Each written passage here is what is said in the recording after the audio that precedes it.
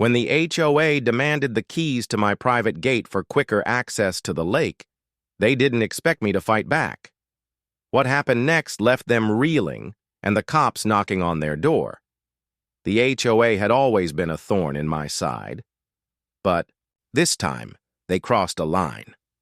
The residents in our community had their own rules and their own version of power, but I wasn't having any of it.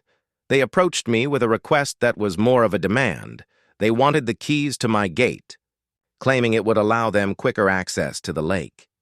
At first, it seemed harmless enough, but something in their tone made my instincts flare up. They weren't asking. They were telling me. I knew if I gave them the keys, it would set a precedent.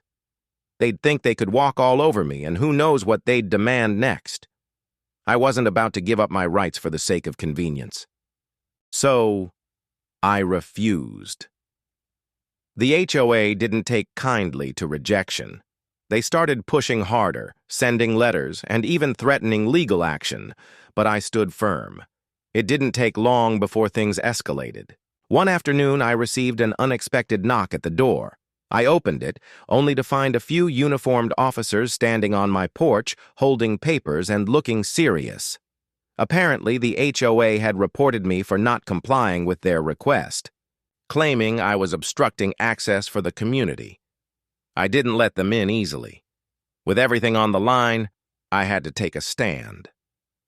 I called my lawyer and we made sure to clarify that I wasn't obstructing anyone's access to the lake.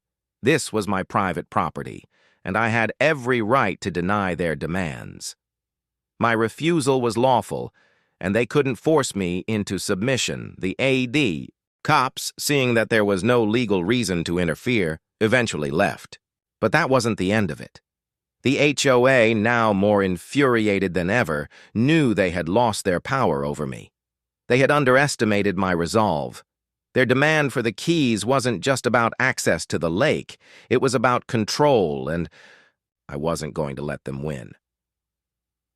The next day, word spread around the neighborhood, and it was clear that the HOA was not as invincible as they had once seemed. It was a small victory, but it felt huge. They had learned the hard way. Don't mess with someone who knows their rights. Want to hear more shocking HOA stories? Subscribe to the HOA Stories and stay tuned for more jaw-dropping tales.